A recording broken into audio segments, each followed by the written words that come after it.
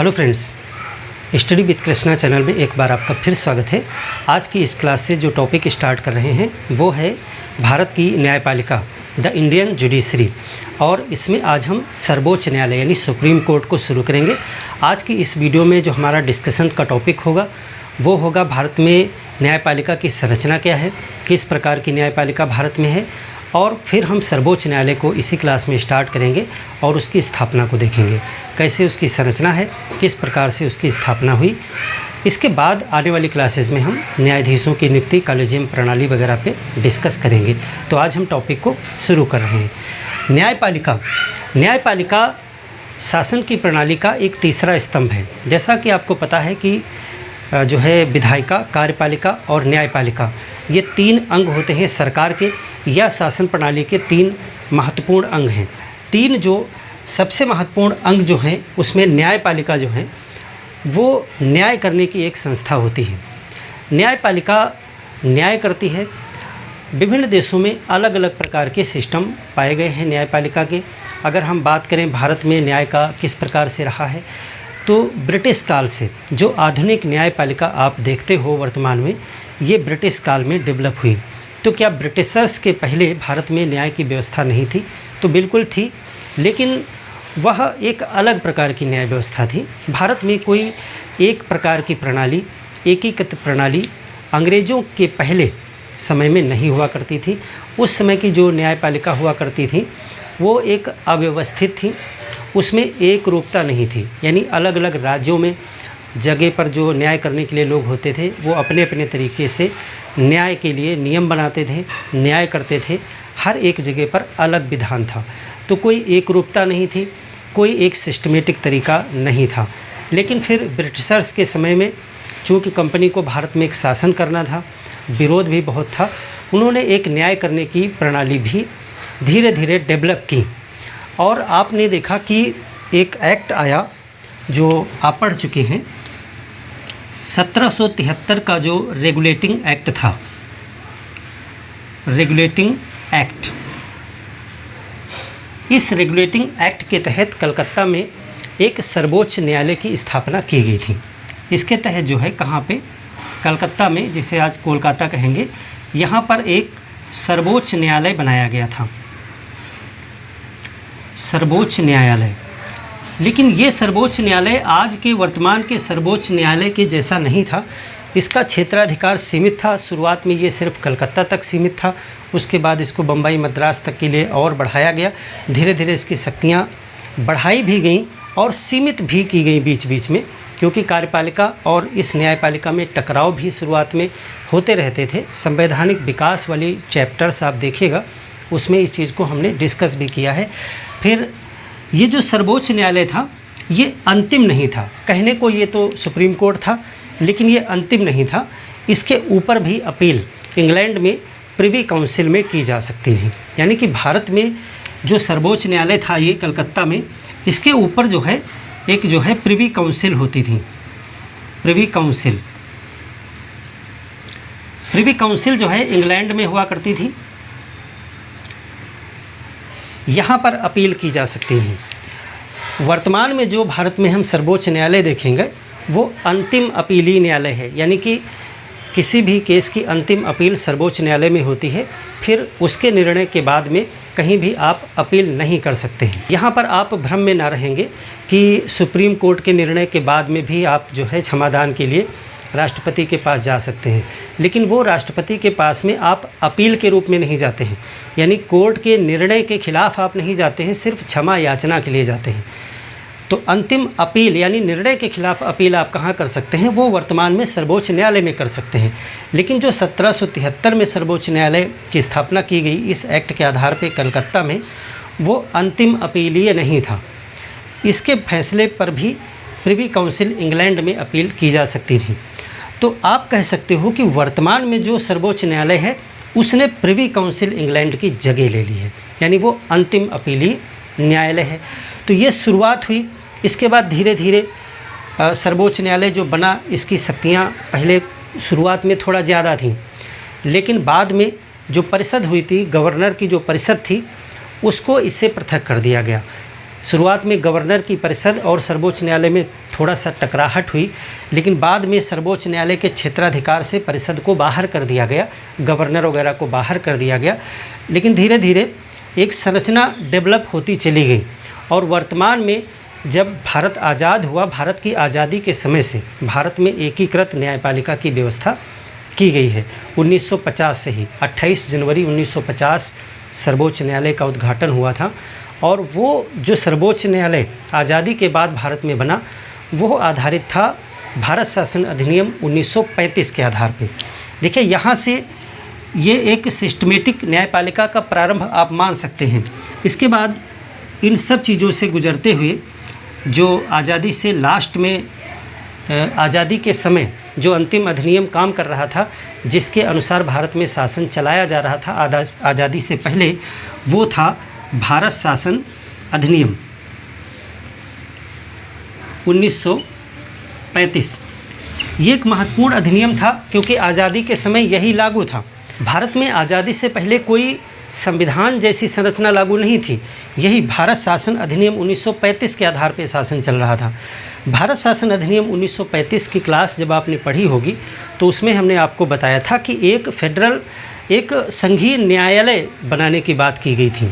भारत को एक संघ बनाने की बात की गई थी। हालांकि वो संघ बन नहीं पाया क्योंकि देशी रियासतें उसमें शामिल नहीं हो पाई, और एक संघ का न्यायालय बनाने की बात की गई थी। वो न्यायालय भी पूरी तरीके से नहीं बन पाया क्योंकि संघ नहीं बन पाया। हालांकि उस न्यायालय ने आज़ादी तक काम किया, यानी जब भारत आज़ाद हुआ उस समय तक एक इस अधिनियम के आधार पर एक संघीय न्यायालय आ चुका था। एक संघीय न्यायालय यानी कि आप कह सकते हो संघ का एक न्यायालय जो सर्वोच्च न्यायालय के रूप में आ चुका था। तो ये अपूर्ण था, पूरी तरीके से काम नहीं कर रहा था। ये न्यायिक निर्णय तो देता था, वो घोषणा के रूप में होती थी, लेकिन उसको लागू करवाने की शक्ति इसके पास नहीं थी। तो एक प्रकार से आप कह सकते हो कि अच्छे को अच्छा और बुरे को बुरा सिर्फ ये कह सकते थे, लेकिन उसको लागू नहीं करवा सकते थे। तो एक संघीय न्यायालय आ चुका था भारत शासन अधिनियम 1935 के तहत, जो 1947 तक वर्किंग में था। इसी का एक जो आज़ादी के बाद में रूप आया, यानी कि यही संघीय न्यायालय जो 1947 में आज़ादी आपको मिली, आज़ादी हुई, और 1950 में जब संविधान लागू हुआ तो सुप्रीम कोर्ट बना। यही जो है संघीय न्यायालय सुप्रीम कोर्ट के रूप में आगे परिवर्तित हुआ, और इस सुप्रीम कोर्ट ने किसकी जगह ली? एक अंतिम अपीलीय न्यायालय की जगह ली। यानी कि अभी तक जितने भी न्यायालय भारत में रहे वो अंतिम नहीं थे, उसके ऊपर अपील हमेशा प्रिवी काउंसिल इंग्लैंड में जाती थी। लेकिन जो आज़ादी के बाद 1950 में सुप्रीम कोर्ट बना वो अंतिम था, उसके बाद कहीं और अपील नहीं जाती थी। तो इस प्रकार से 1950 में हमारा सर्वोच्च न्यायालय बन करके तैयार हुआ, और वही आज हम अपना सिस्टम देखेंगे। तो आज की क्लास में हम सर्वोच्च न्यायालय पे बात करेंगे और भारत की न्यायपालिका की क्या संरचना है उस पर भी डिस्कस करेंगे। तो अगर आपको ये क्वेश्चन दिया जाए कि भारत में जो सर्वोच्च न्यायालय है वो कहाँ से प्रेरित है, यानी उसका प्रावधान कहाँ से लिया गया है, तो सीधा सा उत्तर होगा भारत शासन अधिनियम 1935 से ये प्रावधान उठाया गया है संघीय न्यायालय का, और एक सर्वोच्च न्यायालय की स्थापना भारत में की गई 1950 में। भारत में न्यायपालिका का स्वरूप क्या है? चलिए अब मेन टॉपिक पे आते हैं। इतना इतिहास आपने देख लिया, अब हम मुख्य मुद्दे पर आते हैं कि भारत में जो जुडिशरी है, अभी सर्वोच्च न्यायालय की भी बात करेंगे हम। तो चलिए देखते हैं भारतीय न्यायपालिका की संरचना क्या है, स्ट्रक्चर क्या है, किस प्रकार की है। तो आपने पढ़ा होगा कि भारतीय न्यायपालिका जो है वो इंटीग्रेटेड जुडिशरी है, यानी एकीकृत न्यायपालिका है। तो एकीकृत न्यायपालिका किस प्रकार से है, ज़रा उसको समझें। सबसे पहले हम यदि अमेरिका को देखें, तुलनात्मक जब हम पढ़ेंगे यानी यूएसए, तभी हम समझ पाएंगे। और हम भारत को देखेंगे, दोनों एग्जाम्पल से हम समझेंगे तो बहुत आसानी से इसको समझेंगे। यूएसए में आप देखते हो कि यहाँ पर दोहरी न्यायपालिका है, दोहरी न्यायपालिका, डुअल जुडिशरी है। दोहरी न्यायपालिका क्या है? भारत में जिस प्रकार से संघात्मक शासन है, अमेरिका में भी संघात्मक शासन है, यानी वहाँ पर भी फेडरल सिस्टम है। कैसा फेडरल सिस्टम है जो भारत से अलग है, उसको ज़रा देखें। अगर हम अमेरिका की बात करें तो अमेरिका में 50 स्टेट हैं। कितने हैं? 50 राज्य हैं अमेरिका में। 50 राज्य थे और 50 राज्यों का एक संघ है, यानी यूनाइटेड स्टेट्स ऑफ अमेरिका। ये जो 50 राज्य हैं, इन 50 राज्यों ने अपनी थोड़ी थोड़ी शक्तियाँ जो हैं वो अमेरिकी संघ को दी हैं, यानी कि इन 50 राज्यों ने मिल करके एक संघ का निर्माण किया है। तो ये 50 राज्य हैं और संघ है एक संघ है। 50 राज्यों ने मिल करके एक संघ का निर्माण किया है। भारत में जब आप देखते हो तो राज्यों ने मिल करके भारत संघ का निर्माण नहीं किया है। भारत बना और भारत ने अपनी सुविधा के लिए भारत को राज्यों में बांटा हुआ है। यहाँ उल्टा है, भारत ने शक्तियाँ राज्यों को दी हैं, लेकिन यहाँ पर राज्यों ने संघ को शक्तियाँ दी हैं, यानी उल्टा कहानी है। इसका ये मतलब है कि ये जो 50 स्टेट हैं, इन सभी के पास में शक्तियाँ हैं, इन सभी के फ्लैग्स अलग हैं, इन सभी के संविधान अलग हैं, इन सभी की जो न्यायपालिकाएँ हैं वो अलग अलग हैं। इसका मतलब ये है कि जब 50 राज्य हैं तो यहाँ पर कितने सर्वोच्च न्यायालय हैं? यहाँ पर 50 सर्वोच्च न्यायालय हैं। तो दोहरी न्यायपालिका का ये मतलब है कि एक ही कंट्री में, यानी यूएसए में 2 स्तर हैं न्यायपालिका के भी। जिस तरह भारत में आप सरकार के दोहरे स्तर को देखते हो, वैसे अमेरिका में न्यायपालिका के भी दोहरे स्तर हैं। यानी कि यहाँ पर एक सर्वोच्च न्यायालय है, एक संघ का सर्वोच्च न्यायालय है, संघ का सर्वोच्च न्यायालय, और यहाँ पर 50 जो हैं वो राज्यों के सर्वोच्च न्यायालय हैं, सर्वोच्च न्यायालय। तो आप देख रहे हो हर एक राज्य में एक सर्वोच्च न्यायालय है और एक अलग से संघ का सर्वोच्च न्यायालय है। यानी यूएसए का एक सर्वोच्च न्यायालय है जिसको आप कहोगे संघ का सर्वोच्च न्यायालय, और हर एक स्टेट का, फिलाडेल्फिया, कैलिफोर्निया, हर एक जो है स्टेट का एक अलग अलग सर्वोच्च न्यायालय है। तो ये सर्वोच्च न्यायालय जो संघ का है, क्या यह राज्यों के मैटर्स को भी देखता है? और ये सर्वोच्च न्यायालय क्या शक्ति में अलग है, यानी किस प्रकार से है? क्या इन सर्वोच्च न्यायालय के फैसले को संघ के सर्वोच्च न्यायालय में ले जाया जाता है? कुछ ऐसा सिस्टम है? नहीं, ये सिस्टम इंडिया से जस्ट विपरीत है। यानी कि ये जो राज्यों के सर्वोच्च न्यायालय हैं, ये अपने अपने राज्य में अंतिम अपीलीय न्यायालय हैं। यानी कि अगर कैलिफोर्निया या फिलाडेल्फिया वहाँ के राज्य हैं, वहाँ के सर्वोच्च न्यायालय में कोई फैसला हुआ है तो वह अंतिम है, उसके ऊपर आप उस फैसले के खिलाफ संघ के सर्वोच्च न्यायालय में नहीं जा सकते हैं। तो ये जो राज्यों के सर्वोच्च न्यायालय हैं, ये अपने अपने राज्यों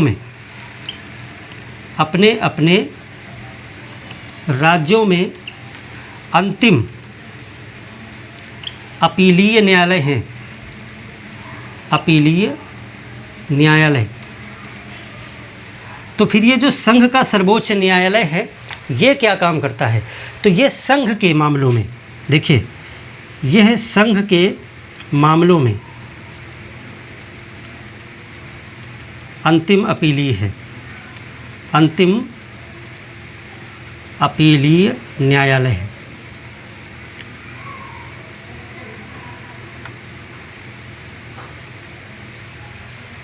आप इस चीज़ को आशा है समझ गए होंगे।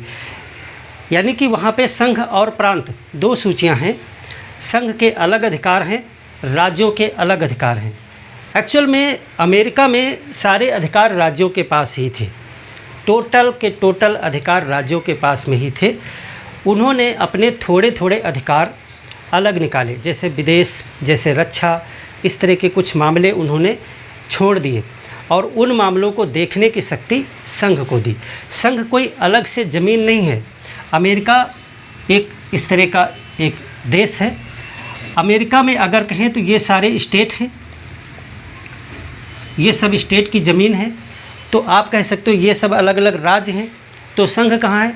यही टोटल संघ भी है, यानी कि वही संघ है।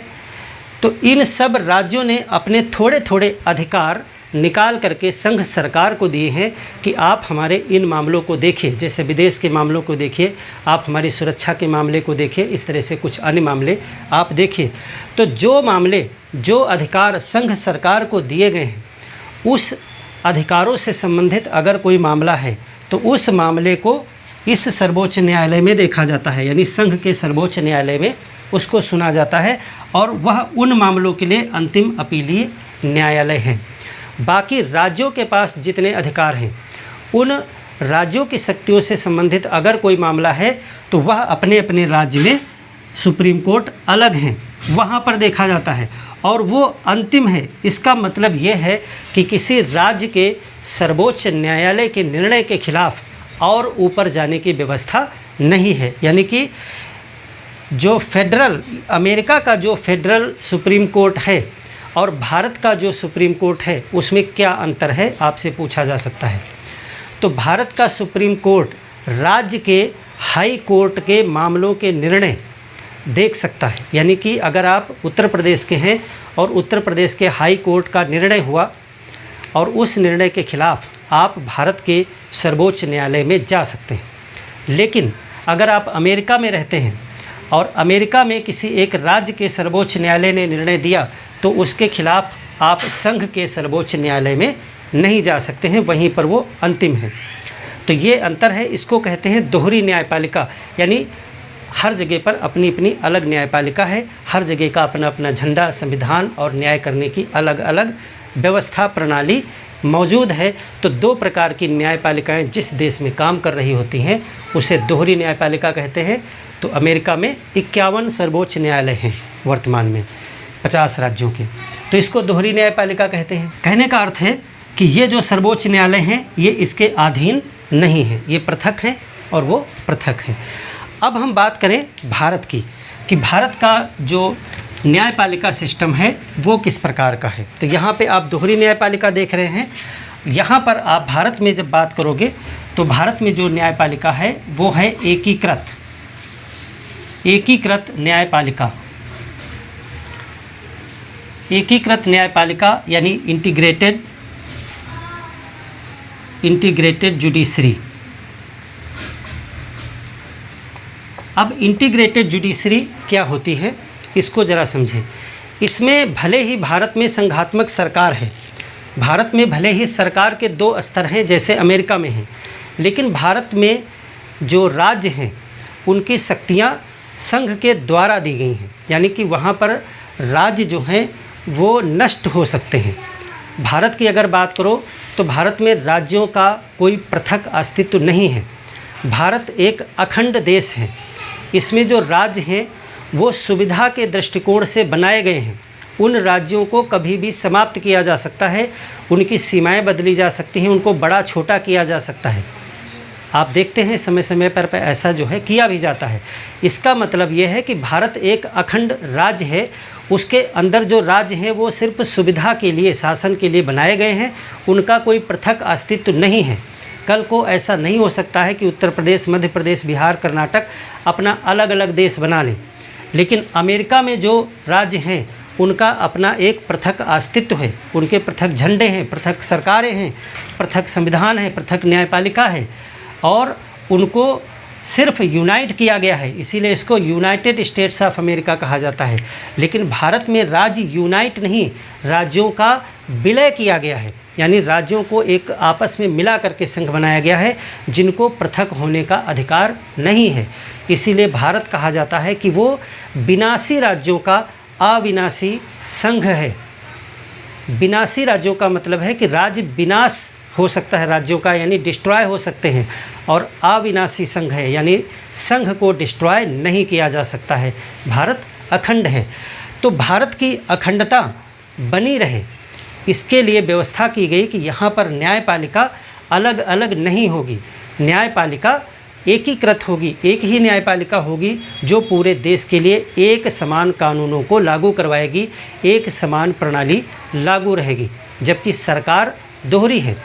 तो भारत में भले ही संघात्मक सरकार है, लेकिन न्यायपालिका का दोहरा स्तर नहीं पाया जाता है।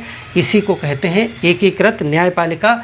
इसका सीधे शब्दों में मतलब है कि यहाँ पर संघ एवं राज्य की पृथक न्यायपालिका नहीं है। न्यायपालिका न होकर एक ही न्यायपालिका है, एक ही न्यायपालिका है। यानी कि न्यायपालिका एक ही बना दी गई जो राज्यों के लिए भी काम करेगी और वही संघ के लिए भी काम करेगी। यहाँ पर आप देख रहे हैं राज्यों के लिए अलग न्यायपालिकाएं हैं और संघ के लिए एक अलग न्यायपालिका है जो अपना अपना काम देख रहे हैं। लेकिन यहाँ पर इंटीग्रेटेड है, आपस में जुड़ा हुआ है, एकीकृत है। जो न्यायपालिका उत्तर प्रदेश में मुकदमे देख रही है, यानी उत्तर प्रदेश में न्याय का काम कर रही है, उत्तर प्रदेश का हाई कोर्ट है, वह संघ के मामलों को भी देखेगी, वही प्रांत के मामलों को भी देखेगी और वह अंतिम नहीं है, उसके ऊपर जो है सुप्रीम कोर्ट में भी जा सकते हैं। यानी एक ही स्ट्रक्चर है, अंतिम न्यायालय सुप्रीम कोर्ट है। तो दोनों ही संघ के और राज्य के दोनों को मामले को देखने वाली एक ही न्यायपालिका होती है और यहाँ पर दोनों के मामलों को देखने वाली दो अलग अलग न्यायपालिकाएं हैं। तो इसको कहते हैं एकीकृत न्यायपालिका। अब यहाँ पर आप देख रहे हो कि संघ और राज्य के दोनों के मामले एक ही न्यायपालिका देख रही है। इसका ये मतलब है कि शक्तियों का स्पष्ट पृथक्करण भारत में नहीं है। अमेरिका जब बात करेंगे तो यहाँ पर शक्तियों का बहुत स्पष्ट पृथक्करण है, यानी कि न्यायपालिका को भी स्टेट्स में बांटा गया है। हर एक स्टेट में अलग अलग न्यायपालिका है, यानी कि शक्तियाँ बटी हुई हैं। कार्यपालिका, विधायिका और न्यायपालिका में स्पष्ट शक्तियों का विभाजन पाया जाता है, लेकिन भारत में शक्तियों का पृथक्करण स्पष्ट नहीं है, क्योंकि यहाँ पर देखें न्यायपालिका तो पूरी तरीके से इंटीग्रेटेड है और कार्यपालिका और विधायिका में भी शक्तियों का कोई स्पष्ट पृथक्करण नहीं है। यहाँ पर शक्तियों का विभाजन जरूर किया गया है, बांटा गया है, लेकिन पृथक पृथक शक्तियाँ नहीं हैं। एक दूसरे के कार्य में कुछ हद तक हस्तक्षेप भी पाया जाता है, उसको धीरे धीरे हम समझते चलेंगे। तो ये है एकीकृत न्यायपालिका। अब जरा इसकी संरचना को अगर हम देखें कि भारत में न्यायपालिका किस प्रकार से व्यवस्थित की गई है, तो चलिए भारत की न्यायपालिका की संरचना को देखते हैं कि एकीकृत न्यायपालिका किस प्रकार की है। आशा है इसको आप समझ गए होंगे। अगर कोई चीज़ नहीं समझ में आ गई तो आप कमेंट करके पूछ लीजिएगा एकीकृत न्यायपालिका होने का क्या अर्थ है। अब जरा न्यायपालिका की संरचना को देखें। भारत की न्यायपालिका एकीकृत है, आपने देख लिया न्यायपालिका एकीकृत है। भारत में जो न्यायपालिका है, न्यायपालिका वो कैसी है? एकीकृत है, इंटीग्रेटेड है। अब इसकी संरचना किस प्रकार की है? तो अगर हम इसकी संरचना की बात करें, स्ट्रक्चर, तो इसका संरचना जो है वो शंक्वाकार है, शंकु आकार, शंकु के कोण के आकार की है। इस तरह से है भारत की न्यायपालिका। इस तरह से आप देखोगे स्ट्रक्चर इसका है, ये एक शंकु के आकार का है, जिसमें सबसे टॉप पर सर्वोच्च न्यायालय है। सर्वोच्च न्यायालय, सर्वोच्च न्यायालय की संख्या एक है, यानी पूरे भारत के लिए सिर्फ एक ही सुप्रीम कोर्ट है। ये क्या है? सुप्रीम कोर्ट है। इस सर्वोच्च न्यायालय के नीचे क्या है? उच्च न्यायालय, उच्च न्यायालय, हाई कोर्ट्स। उच्च न्यायालय जो है राज्यों का जो है अलग अलग राज्यों में अलग अलग है, लगभग हर एक राज्य में है, और कुछ राज्यों में जो है वो उनको जो है दूसरे राज्यों का कार्य भी देखना होता है। तो हम आगे पूरा डिस्कस लिस्ट देंगे आपको कि किस राज्य में पृथक है और कौन 2-3 राज्यों का कार्य देखते हैं। तो उच्च न्यायालयों की संख्या जो है इस समय 25 है। वर्तमान में 25 उच्च न्यायालय जो हैं वो काम करते हैं। इसके बाद में अधीनस्थ न्यायालय होते हैं। उच्च न्यायालय के नीचे काम करने के लिए अधीनस्थ न्यायालय हैं, और अधीनस्थ न्यायालय में जो जिले स्तर पे होते हैं वहाँ पर होता है जिला न्यायालय। जिला न्यायालय इसको कहते हैं, जिला एवं सत्र न्यायालय, ये जो है कितने हैं संख्या में, तो इसको आप लिखेंगे हर ज़िले में, हर ज़िले में एक, हर एक ज़िले में एक जिला एवं सत्र न्यायालय होता है। और यहाँ से है इसको अधीनस्थ न्यायालय बोला जाता है, अधीनस्थ न्यायालय। सर्वोच्च न्यायालय, उच्च न्यायालय, उच्च न्यायालय के नीचे आएंगे तो हायरार्की में जिला एवं सत्र न्यायालय, डिस्ट्रिक्ट एवं सेशन कोर्ट, तो ये हर ज़िले में एक होता है। और इसके बाद में जो स्तर है वो होते हैं मुंसिफ, मुंसिफ न्यायालय। ये एक ज़िले में कई होते हैं, मुंसिफ न्यायालय जो है वो एक ज़िले में कई होते हैं, एक ज़िले में कई होते हैं। और इसके नीचे जो सबसे आधार में है वो हैं न्याय पंचायत, ग्राम स्तर पर न्याय पंचायत, या इसे कहते हैं पंचायत अदालत, पंचायत अदालत, या इसे कहेंगे ग्राम कचहरी, ग्राम कचहरी। ये इतने नाम मैंने क्यों बताए, क्योंकि हर एक स्टेट में अलग अलग नाम है। जैसे उत्तर प्रदेश में न्याय पंचायत कहा जाता है, इसी प्रकार से कहीं पंचायत अदालत, कहीं ग्राम कचहरी। तो ज़रा इस स्ट्रक्चर को समझें। ये स्ट्रक्चर नीचे से ऊपर की तरफ अपील को ले जाता है। अंतिम अपील जो है वो सर्वोच्च न्यायालय में होती है। यानी कि सबसे पहले आप यहाँ न्याय पंचायत से स्टार्ट कर सकते हैं, ये सबसे निचला स्तर है। इसके बाद में मुंसिफ न्यायालय है, जो मान के चलिए आप हर तहसील स्तर पे होते हैं, एक ज़िले में कई होते हैं। जिला एवं सत्र न्यायालय, ये ज़िले का सबसे बड़ा न्यायालय होता है। इसके बाद उच्च न्यायालय होता है, जो आप कह सकते हो कि राज्य का सबसे बड़ा न्यायालय है। और इसके ऊपर सर्वोच्च न्यायालय है, जिसको आप कहेंगे कि ये देश का सबसे बड़ा न्यायालय है, और इसके ऊपर कोई नहीं होता है, यानी ये अंतिम अपीलीय न्यायालय है। अब एक क्वेश्चन है कि आज़ादी से पहले अंतिम अपीलीय न्यायालय क्या था, उसको आप कमेंट करके बताएं। आज़ादी से पहले, आज तो सिचुएशन ये है। अब ये जो स्ट्रक्चर है, यहाँ पे न्यायाधीश हैं, तो कौन क्या करता है वो देखिए ज़रा क्या क्या है।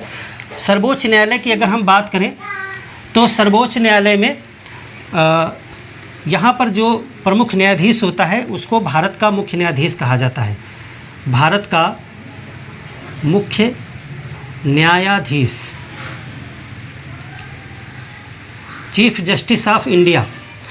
जब आप सुप्रीम कोर्ट का मुख्य न्यायाधीश कहते हैं तो उसे भारत का मुख्य न्यायाधीश कह सकते हैं, क्योंकि उससे बड़ा और कोई न्यायाधीश नहीं है। बाकी अन्य न्यायाधीश होते हैं, एक मुख्य न्यायाधीश होता है। अभी हम संख्या पे भी डिस्कस करेंगे कितने होते हैं। टोटल वर्तमान की अगर हम बात करें तो टोटल 34 होते हैं। एक मुख्य न्यायाधीश होता है, यानी कि सर्वोच्च न्यायालय में भारत का मुख्य न्यायाधीश कितना होता है, एक, और अन्य न्यायाधीश जो हैं वो होते हैं 33। अन्य न्यायाधीश यहाँ पर होते हैं, अन्य न्यायाधीश, अन्य न्यायाधीश जो इसमें हैं वो है 33, तो टोटल हो गए 34। ये वर्तमान की सिचुएशन है। जो उच्च न्यायालय होते हैं यहाँ पर भी मुख्य न्यायाधीश होते हैं, मुख्य न्यायाधीश। हर एक उच्च न्यायालय में एक जो है मुख्य न्यायाधीश होता है, जिसको उच्च न्यायालय का मुख्य न्यायाधीश कहा जाता है। जिला एवं सत्र न्यायालय में जो सबसे प्रमुख न्यायाधीश होता है उसको जिला एवं सत्र न्यायाधीश कहा जाता है। इसको क्या कहते हैं, जिला एवं सत्र न्यायाधीश, डिस्ट्रिक्ट एंड सेशन जज। तो देखिए यहाँ तक स्ट्रक्चर के बाद में जब हम अधीनस्थ न्यायालय में प्रवेश कर रहे हैं यहाँ से जिला में, तो यहाँ पे मामलों को दो भागों में बांट दिया जाता है। जिला एवं सत्र न्यायालय से मामलों को अलग अलग देखा जाता है। तो यहाँ पे दो प्रकार के मामलों को बांटा गया। एक होते हैं सिविल के मामले, यानी जिनको कहते हैं दीवानी, और एक होते हैं आपराधिक मामले, आपराधिक। तो दीवानी एवं आपराधिक दो प्रकार के मामले यहाँ जिला एवं सत्र न्यायाधीश में होते हैं। तो जब ये जो यहाँ के न्यायाधीश हैं जो दीवानी मामलों को देखते हैं उनको जिला न्यायाधीश कहा जाता है। जिला न्यायाधीश, डिस्ट्रिक्ट जज। जब हम बात कर रहे हों कि कोई अमुक व्यक्ति डिस्ट्रिक्ट जज है तो इसका मतलब वो जिला एवं सत्र न्यायालय का न्यायाधीश है जो कि दीवानी मामलों को देखता है। यानी कि वो जब दीवानी मामलों को जो जज देखता है उसको जिला न्यायाधीश कहा जाता है, डिस्ट्रिक्ट जज कहा जाता है। और यदि वो आपराधिक मामलों को देख रहा है यानी क्रिमिनल केसेस को देख रहा है तो उसे सेशन जज कहा जाता है, यानी उसे कहते हैं सत्र न्यायाधीश। अंग्रेजी में इसे कहेंगे सेशन जज। तो ये हो गया डिस्ट्रिक्ट जज, ये हो गया सेशन जज। तो ये जिला एवं सत्र न्यायालय के मुख्य न्यायाधीश हैं, प्रमुख यही हैं। तो ये जो जिला न्यायाधीश एवं सत्र न्यायाधीश यानी डिस्ट्रिक्ट जज एंड सेशन जज हैं, इनके नीचे जो जज काम करते हैं, न्यायाधीश होते हैं, तो सिविल मामलों के लिए यानी दीवानी मामलों के लिए जो है सिविल जज होते हैं। उनको मुंसिफ मजिस्ट्रेट भी कहा जाता है, सिविल जज या मुंसिफ मजिस्ट्रेट। और सत्र न्यायाधीश के नीचे काम करने के लिए यानी आपराधिक मामलों के लिए जो नीचे जज होते हैं उनको न्यायिक मजिस्ट्रेट कहा जाता है। तो वो नीचे होते हैं, यहाँ मुंसिफ अदालत हो गई। और ये जो न्याय पंचायत और पंचायत अदालत, ग्राम कचहरी हैं, ये ग्राम स्तर पर है। जैसे उत्तर प्रदेश में 1947 में जो है वो न्याय पंचायत बनाई गई थी, तो न्याय पंचायत में भी जो है छोटे मोटे मामले निपटाए जाते हैं। अलग अलग प्रदेशों में ये व्यवस्था भी है।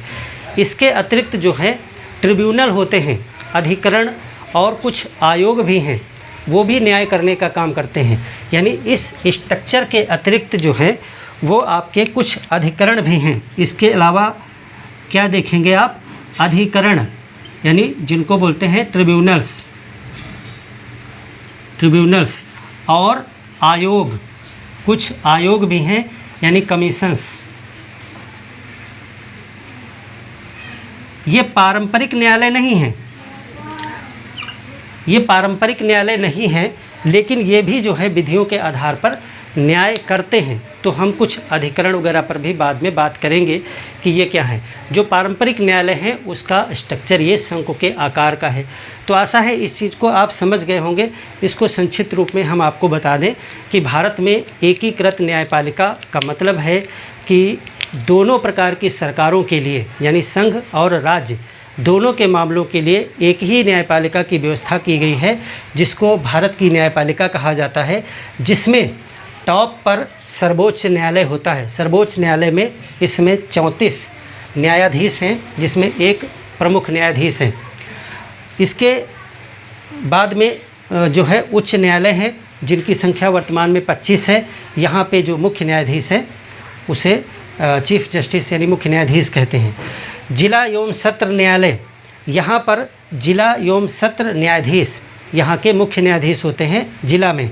और जब दीवानी मामलों को देखते हैं तो उनको जिला न्यायाधीश कहा जाता है, जो दीवानी मामलों को देखते हैं। दीवानी का मतलब है आपराधिक मामलों के अतिरिक्त जो मामले होते हैं वो दीवानी मामले कहलाते हैं। सिविल मामले उनको जिला न्यायाधीश यानी डिस्ट्रिक्ट जज कहते हैं उस। और जो है आपराधिक मामलों को देखेंगे तब उन्हें सेशन जज कहा जाता है, सत्र न्यायाधीश कहा जाता है। जिला जज और सेशन जज के नीचे उसमें जो है मुंसिफ मजिस्ट्रेट और न्यायिक मजिस्ट्रेट होते हैं। तो ये हो गया मुंसिफ न्यायालय। और आपका न्याय पंचायत स्तर पे यानी गांव स्तर पे, ग्राम स्तर पे ये कचहरी होती हैं। इसके अतिरिक्त ट्रिब्यूनल और आयोग भी होते हैं जो विशेष हैं, कुछ इनको भी हम पढ़ेंगे। ये पारंपरिक न्यायालय के अंतर्गत नहीं आते हैं, लेकिन ये भी न्याय करने का काम करते हैं, तो इनको भी हम देखेंगे। आइए अब सर्वोच्च न्यायालय पे क्लास शुरू करते हैं। सबसे पहले हम देखेंगे कि सर्वोच्च न्यायालय की स्थापना किस प्रकार से हुई है। सर्वोच्च न्यायालय की स्थापना पर बात करेंगे। इसके बाद में एक बहुत इम्पॉर्टेंट टॉपिक पे डिस्कशन हम अगली क्लास में करेंगे। जो एक बड़ा टॉपिक है जो इम्पॉर्टेंट है वो है कॉलेजियम सिस्टम, यानी जज कैसे नियुक्त किए जाते हैं, तो उस पर हम बात करेंगे। उसमें बहुत से विवाद भी हैं। तो सबसे पहले हम सर्वोच्च न्यायालय को देख लेते हैं। संविधान में इसके प्रावधान कहाँ हैं। तो भाग 5 में आर्टिकल 124 से 147 तक सर्वोच्च न्यायालय के प्रावधान आपको मिलेंगे। और इसमें सबसे पहले हम देखते हैं कि सर्वोच्च न्यायालय की स्थापना, सर्वोच्च न्यायालय की स्थापना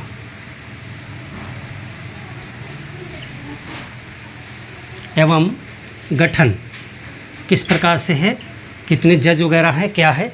तो सर्वोच्च न्यायालय की स्थापना आपको पता है कि इसकी स्थापना 1950 में हुई थी, जनवरी 1950 में आज़ादी के बाद में हुई।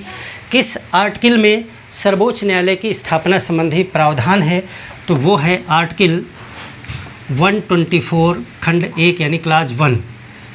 इसी में आपको सर्वोच्च न्यायालय की स्थापना की बात मिलेगी। आर्टिकल 124 कहता है कि there shall be a Supreme Court of India, यानी कि एक सर्वोच्च न्यायालय होगा भारत का, और शैल बी का प्रयोग किया गया, यानी निश्चित तौर से होगा ही होगा। तो यहाँ पर आर्टिकल 124 क्या कहता है कि भारत में एक सर्वोच्च न्यायालय होगा, सर्वोच्च न्यायालय, सुप्रीम कोर्ट होगा, और ये अवश्य होगा, यानी कि ये नेसेसरी है। ऐसा नहीं कि सर्वोच्च न्यायालय की स्थापना आप करो ही ना, यानी ये करना ही है, एक सर्वोच्च न्यायालय हमेशा रहेगा। तो एक सर्वोच्च न्यायालय की स्थापना की बात आर्टिकल 124 के क्लास 1 में की गई है।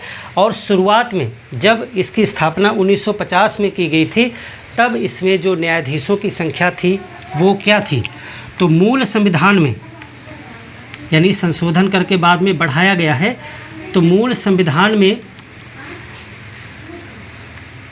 जो सर्वोच्च न्यायालय है वहाँ पे कितने जज थे। सर्वोच्च न्यायालय में कुल 8 न्यायाधीश की बात की गई थी, 8 न्यायाधीश, यानी कि एक मुख्य न्यायाधीश प्लस 7 अन्य, टोटल मिला के 8 न्यायाधीश होने की बात जो है 1950 में की गई थी मूल संविधान में, यानी 1950 में जब संविधान लागू हुआ था। तो इतने न्यायाधीश होने की बात जो है मूल संविधान में कही गई थी। तो इनकी संख्या कैसे बढ़ गई वर्तमान में, अभी हमने बताया था 34 हैं टोटल। तो इसी आर्टिकल में यह पावर संसद को दी गई है, संसद को शक्ति है। देखिए न्यायाधीशों की संख्या कितनी रहेगी, ये पावर संसद को दी गई है कि वो संख्या बढ़ा सकता है। न्यायाधीशों की संख्या, उनके वेतन भत्ते, सेवा शर्तें, क्षेत्राधिकार,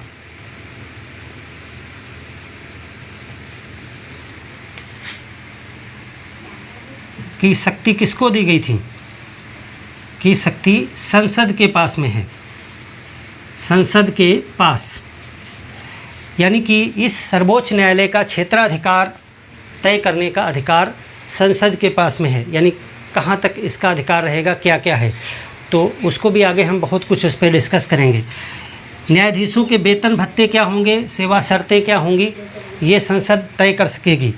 न्यायाधीशों की संख्या कितनी रहेगी, यह भी कौन तय करेगा, ये संसद तय कर सकेगी। तो इसी अपनी शक्ति का प्रयोग करते हुए संसद ने जो है एक अधिनियम पारित किया 1956 में। संसद के इस अधिनियम के द्वारा समय समय पर संशोधन करके जो जजों की संख्या है उसमें परिवर्तन किया गया है। तो संसद ने अपनी इस शक्ति का प्रयोग किया, क्योंकि संसद के पास पावर थी कि न्यायाधीशों की संख्या को परिवर्तित किया जा सकता है। तो संसद ने पारित किया एक अधिनियम, सर्वोच्च न्यायालय न्यायाधीशों की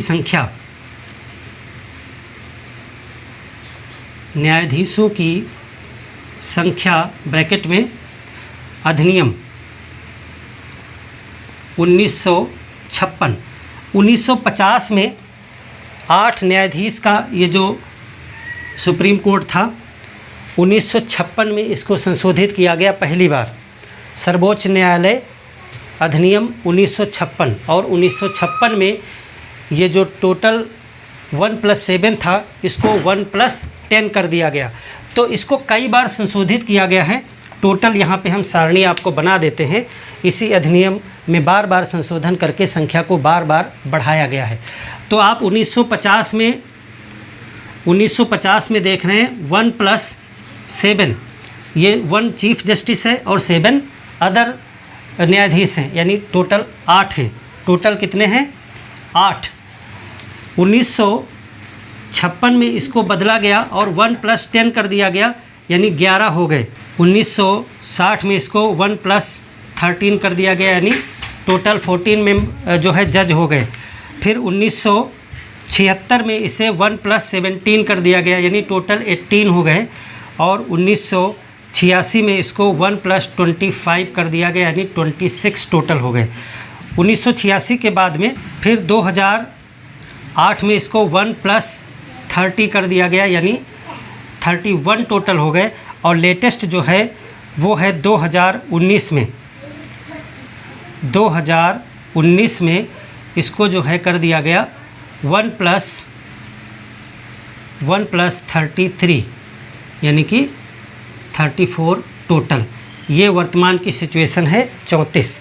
तो आप देख रहे हैं जो कारवा 8 था वो आज 34 हो गया है। हालांकि अभी जो है और ज़्यादा ज़रूरत है न्यायाधीशों की, तो यहाँ 8 से बढ़ते बढ़ते 34 टोटल हैं। इस समय वर्तमान में चीफ जस्टिस ऑफ इंडिया कौन है, आप कमेंट करके बताइए। मुख्य न्यायाधीश कौन है? मुख्य न्यायाधीश की संख्या 1 रही है और ये 7, 10, 13, 17, 25, 30 और आज 33 है संख्या टोटल। तो ये सर्वोच्च न्यायालय की स्थापना से संबंधित जो आपको जानना है। अब स्थान की बात कर लेते हैं कि सर्वोच्च न्यायालय कहाँ पर होगा। तो सर्वोच्च न्यायालय का जो स्थान है वो दिल्ली है, लेकिन चीफ जस्टिस ऑफ इंडिया जो है वो राष्ट्रपति के अनुमोदन से जो है किसी अन्य जगह पर भी जो है सर्वोच्च न्यायालय की प्रक्रिया को संचालित कर सकते हैं, यानी कार्रवाई वहाँ पर भी देख सकते हैं, कर सकते हैं सुनवाई। तो स्थान की अगर हम बात करें कि स्थान कहाँ पर है, तो स्थान जो है वो दिल्ली है, दिल्ली में सर्वोच्च न्यायालय की स्थापना संबंधी प्रावधान है। लेकिन जो चीफ जस्टिस ऑफ इंडिया हैं, CJI, chief justice of India, राष्ट्रपति के अनुमोदन से परमिशन से अनुमोदन से अन्य जगह भी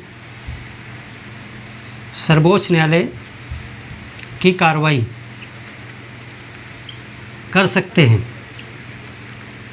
और ऐसा 2 बार किया भी गया है। एक बार हैदराबाद में किया गया है और एक बार जो है वो श्रीनगर में किया जा चुका है। तो 2 बार अदर जगह पर सुनवाई की गई है। वैसे दिल्ली जो है सुनवाई का स्थान निर्धारित किया गया है। तो ऐसा क्वेश्चन आ सकता है कि क्या सर्वोच्च न्यायालय दिल्ली के अतिरिक्त किसी अन्य स्थान पर भी अपनी कचहरी लगा सकता है? तो बिल्कुल लगा सकता है, अन्य स्थान पर भी सुनवाई की जा सकती है। तो जो सर्वोच्च न्यायालय है वो हैदराबाद और श्रीनगर 2 जगह कर चुका है, और ऐसा करने के लिए जो मुख्य न्यायाधीश हैं भारत के, उनको राष्ट्रपति से सहमति लेनी होगी। तो इस तरह से सर्वोच्च न्यायालय की स्थापना से संबंधित कुछ चीज़ें आपने यहाँ पर जानी। अब जो सबसे इम्पॉर्टेंट चीज़ आती है कि सर्वोच्च न्यायालय और उच्च न्यायालय में जो न्यायाधीश रखे जाते हैं, जो नियुक्त किए जाते हैं, उनकी नियुक्ति कैसे होती है, वो उनकी योग्यताएं क्या हैं, उनको नियुक्त करने की पद्धति क्या है, यानी कॉलेजियम सिस्टम को पूरी तरीके से समझेंगे। इसमें समय समय पर तमाम विवाद होते रहे हैं, तो उस चीज़ को पूरा डिस्कस करने के लिए एक क्लास पढ़ेंगे, क्योंकि वो बहुत ही प्री और मेंस के दृष्टिकोण से इम्पॉर्टेंट टॉपिक है। तो मिलते हैं एक और बेहतर क्लास में, तब तक के लिए धन्यवाद।